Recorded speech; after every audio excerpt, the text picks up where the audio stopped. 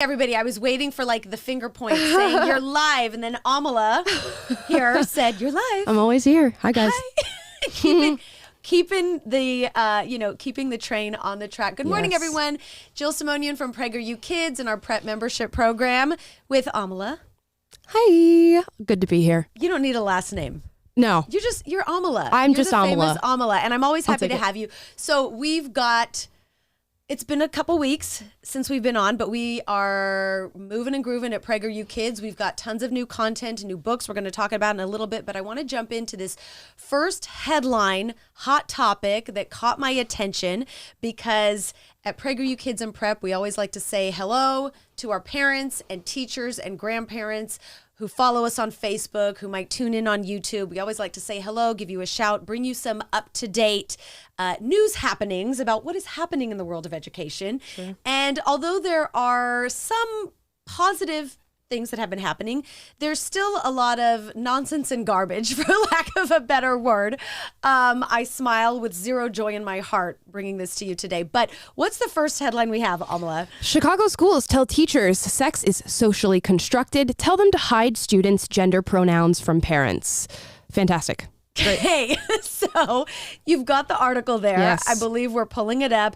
Everyone can go and read this article. This one was pulled from Daily Signal, and it explains exactly what the headline describes. Chicago Public Schools instructing teachers to say that gender is a social construct. In this article, it's described that students can discuss their transition process if they wish to transition from male to female or female to male, that they're able to discuss this process with a teacher without the teacher informing their parent or guardian that they are in fact having these conversations and are potentially making life-changing decisions that you cannot reverse later with teachers. And, all of us, most of us who are parents have a severe issue with the family unit and parental rights being compromised and really, having a wedge driven between us and our children when it comes to personal issues like this.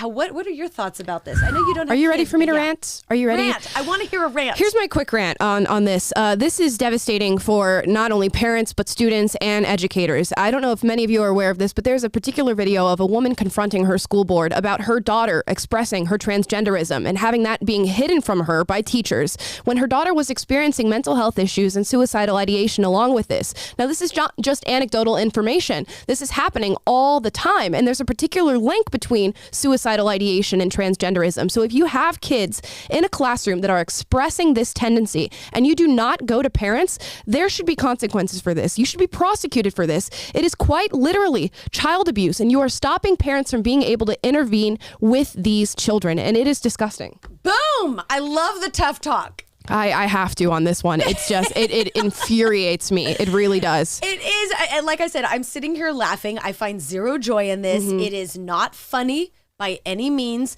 I really continue to be in shock as a parent who has, I've always stood by the philosophy of everyone has freedom to do what they deem appropriate in their life. We have freedoms to pursue life, liberty, and the pursuit of happiness here in this country. We are free to choose our own life. We have the liberty to do that.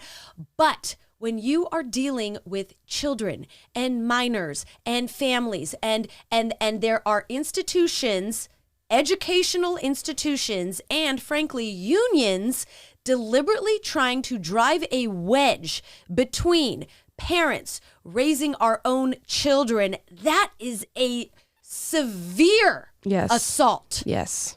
And you have to think on a moral level. It really is. And you have to think about how much time kids are spending in these institutions. If you are not spending the same amount of time that your kid is spending at school with them, your kid's getting raised by somebody else. And they're getting raised with this ideology in Chicago public schools. It's true. And unfortunately for a lot of us, we're here in California, a lot of state laws actually, do prohibit parents from intervening in decisions, medical decisions that their children can make under laws of the state without parental consent. So if your child is in a public school, I say this from the bottom of my heart. It sounds ridiculous that we even have to discuss this, but if your child is in a public school, you need to keep asking questions.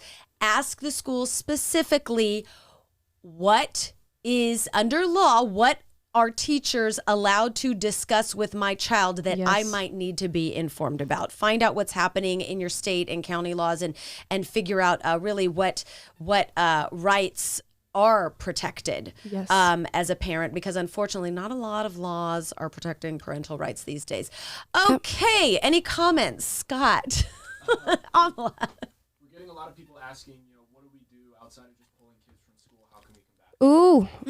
Oh, Amala, so many answers. Amala's hands raised. I got some answers, but I always like to hear from Amala. Yeah, you go first because this is your wheelhouse. What else can we do besides pulling kids out of schools? Okay, so on a personal level, I myself did pull my children out of our once beloved public school that used to be the most idyllic situation ever with parents and teachers in a partnership. Yeah, no more. That just, crumbled down last year.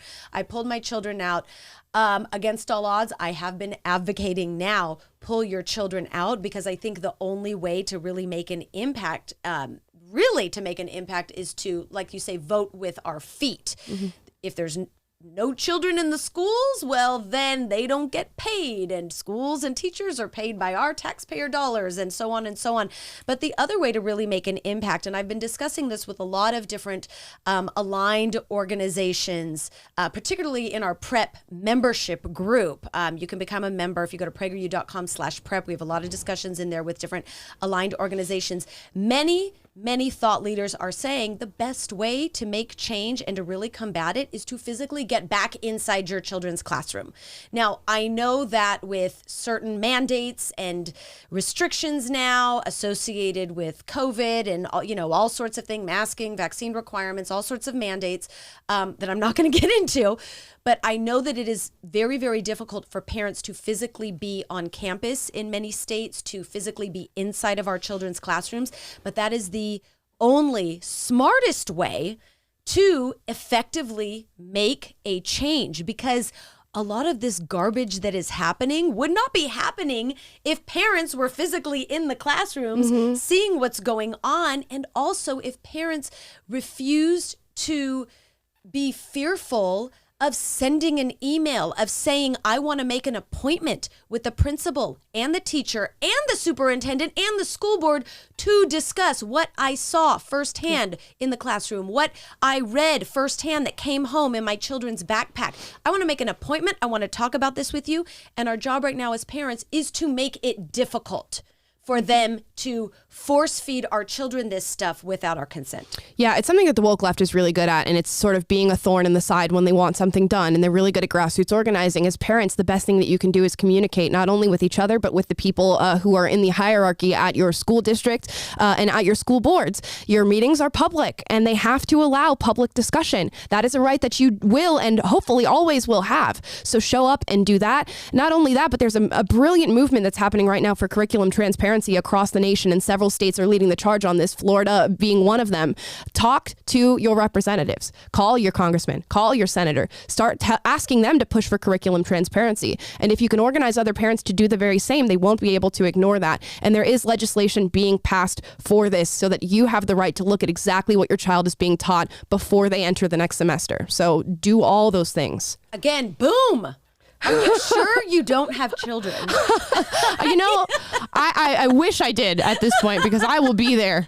You will when the time is right. But boom, she's got it. I myself am glad that I will not be a teacher at Amala's children's future schools. Although your children, you probably know too much to send them into a lion's den. I'm on the homeschool train right now. I will do everything I can to homeschool my kids. Oh, but curriculum transparency. Yes, yes. Let's move on to our next headline, because it's a great segue into curriculum transparency. This week in schools, folks, January 31st through what's Friday, February 4th, it is BLM in Schools Week. I believe this is the 5th annual BLM in Schools Week, where schools across the country, many schools across the country have embraced BLM curriculum, literal BLM curriculum inside of their classrooms. There is an article, and do we have it pulled up? Is it from Education Week? I want to make sure. Yeah, this is from educationweek.org. Give us the lowdown, yeah, here's the headline on it. Pride flags and Black Lives Matter signs in the classroom, supportive symbols or propaganda. So they go on to act like they're going to discuss this in depth and actually give different opinions on it. But they end by saying, not allowing these flags and not allowing these symbols is a sign of tamping down freedom of speech. So I'm a huge fan of freedom of speech. If you follow me, you know that. I may not agree with what you have to say, and I will think that, certain viewpoints are morally wrong or corrupt or incorrect or not proven, but I will always, always, always defend our rights as Americans to say it. And I really hold true to that. And I tell my kids all the time, I said, listen, even if someone doesn't agree with you, they deserve dignity and respect as a human being because we have freedom of speech in this country, and people flee to this country to be able to say what is on their mind for diversity of thought. I get this article, and I read this article with an open mind saying, you know what? I may not agree with what you have to say, but I will defend your right and ability to say it as free speech in this country. However, we know as parents that we cannot be fooled, and teachers do not be fooled and bullied into thinking you're suppressing free speech by questioning BLM curriculums that are delivered in schools. We know that BLM is a political organization. We know that it, in force feeding these narratives to our kids, they are radicalized, they are politicized, they are not based in standards education. Teachers spend so much time, hours, delivering these agendas and narratives through compromised curriculum that the kids are now not reaching academic benchmarks. That's a problem in education. When you're dealing with minors, you're dealing with children, it's not appropriate, and it's an assault on their ability to learn in an unbiased way. Yep, it's not what school is for. I cannot stress that enough. And we are making school and public education into something that it was never intended to be. And you're going to have a generation of uneducated children who can rant for hours about what it means to be a social justice warrior, and who are going to go out of high school and pursue college degrees where they get the exact same indoctrination at a higher level. You're essentially just breeding a generation of activists who know nothing about math, science, literature, or writing. And it's going to start to take effect in what our intellect looks like in the future. And the activism, again, is not, I don't know if anyone can hear that noise. We got construction happening in the building. Right. Here, there's so noise if you in the can background. hear If you hear it, please pardon us.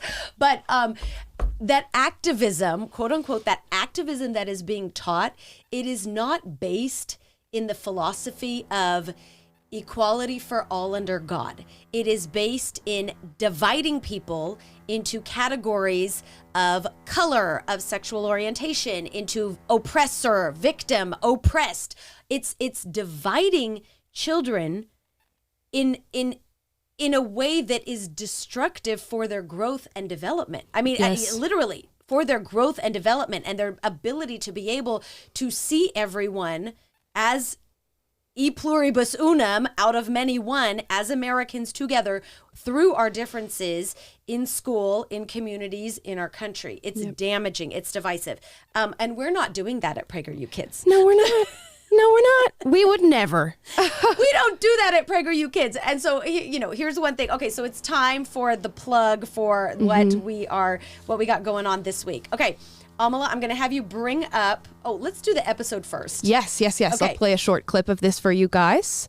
You want to introduce what this is? Okay. So, in response to the divisive curriculums being force-fed to our children, most of you know, teachers, parents, grandparents, caregivers, that we've got PragerU Kids, and our mission with PragerU Kids is to educate our children, youngest learners, kindergarten through 12th grade, about our shared American history, what makes us unique, what makes us free, what makes us the most blessed country in the world, uniting us through the journey that our country has has now become. The journey of our country from 1776 to now, and how far we've come, and the leaders who have brought us there. So while February is Black History Month, you've got opinions on Black History Month. I do. My general opinion is why.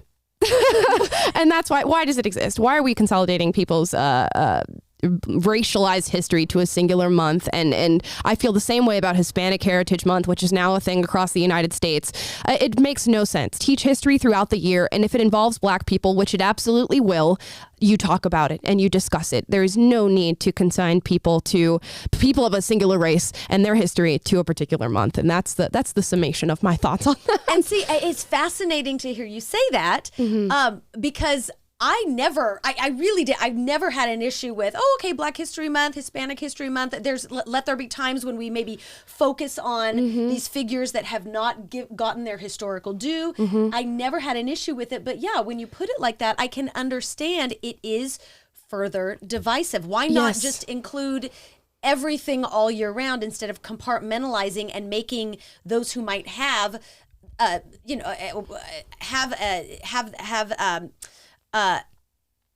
why compartmentalize everything? Right. And the underbelly and the undertone of it states that race is the most important thing about that person's accomplishments or about that historical figure, and by and large, it's not. And of course, that doesn't take away from slavery and Jim Crow, where Blackness is really central to the narrative. But we talk about those things outside of the month of February, and you teach it, and it promotes this narrative that we don't want to teach Black history, when in fact most states in this union, in the United States, actually legislate that Black history and African American studies are taught in schools. It is a ridiculous false narrative. So yeah, I'm just anti-Black History Month. Was it necessary when it was created in 1970? Maybe, yeah. Just coming out of the civil rights movement, we probably weren't talking about Black history all that much, and certainly not through an accurate lens, but it's not necessary anymore. So yeah. Let's get to this President's Day episode. All right, President's Day. President's Day book. Here's a little clip of the story time for you guys.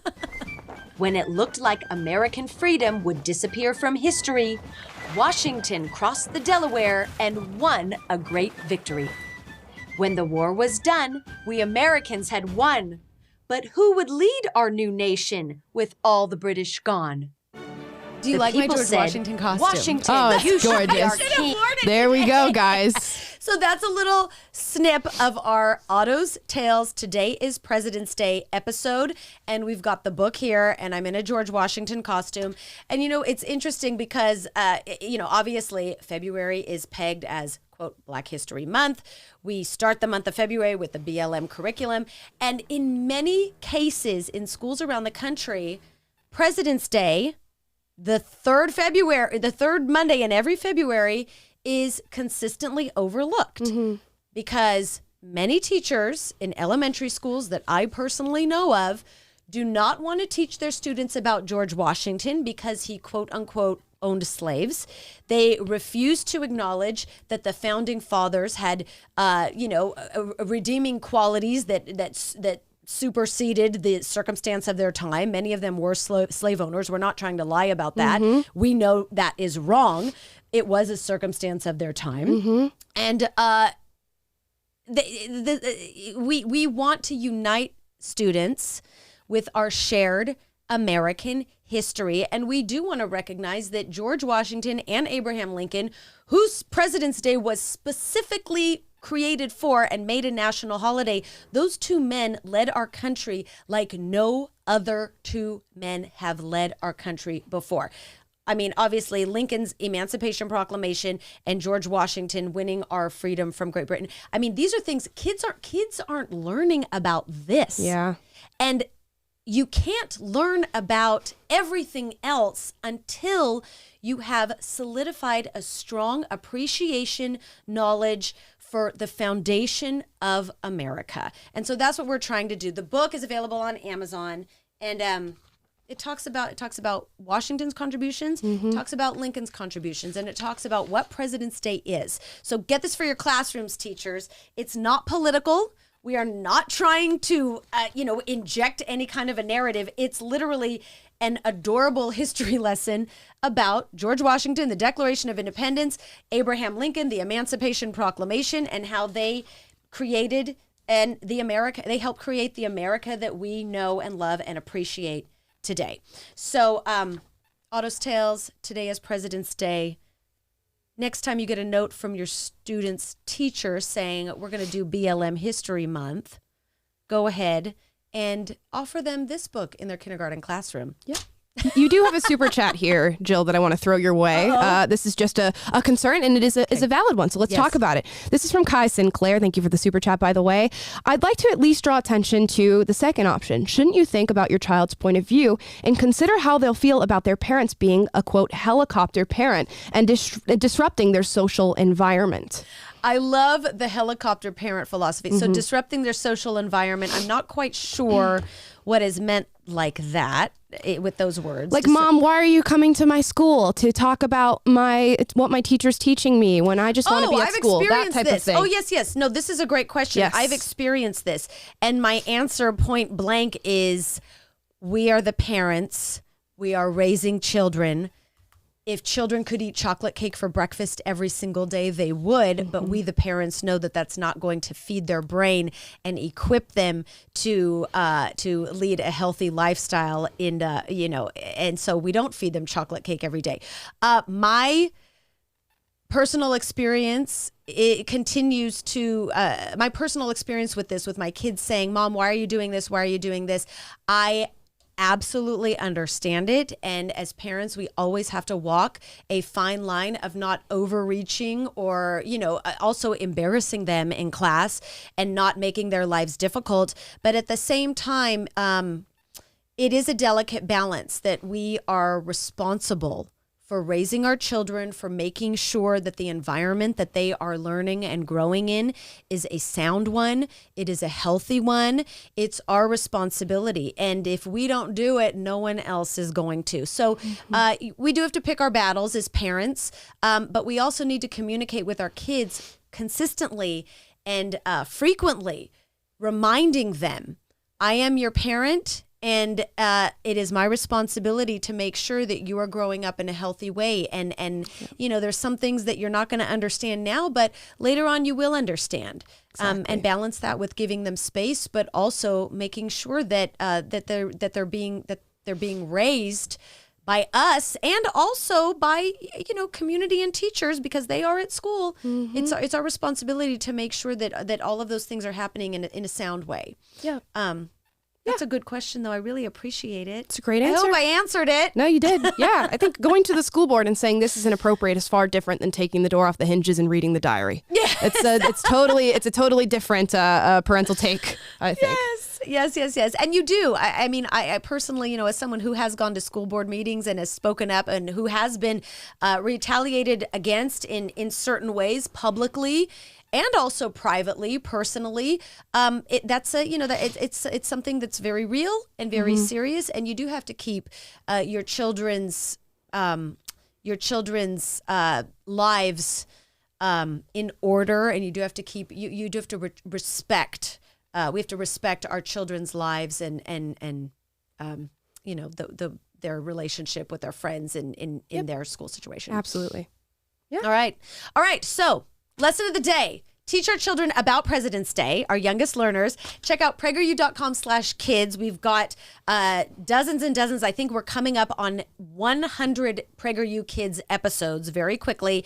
It's all on PragerU.com/kids. Everything is free, kindergarten through 12th grade. And if you want to keep staying informed and getting information about what's happening in schools and comparing notes with parents and sharing talking points and issues and solutions, we've got a PragerU Resources for Educators and Parents membership program, PragerU.com/prep for you to join.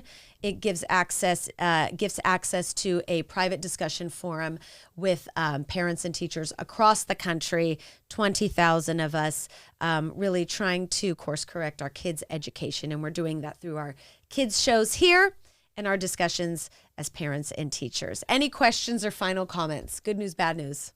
A lot of people are saying, parents support the parents, and you got to keep up the fight just like our ancestors and those who came before us did. Oh, that's true. That gives me chills and it makes me want to cry in the most wonderful way. Yes. Amazing yes. stuff. Thank you. Have a good one, guys. See you next week. Bye-bye.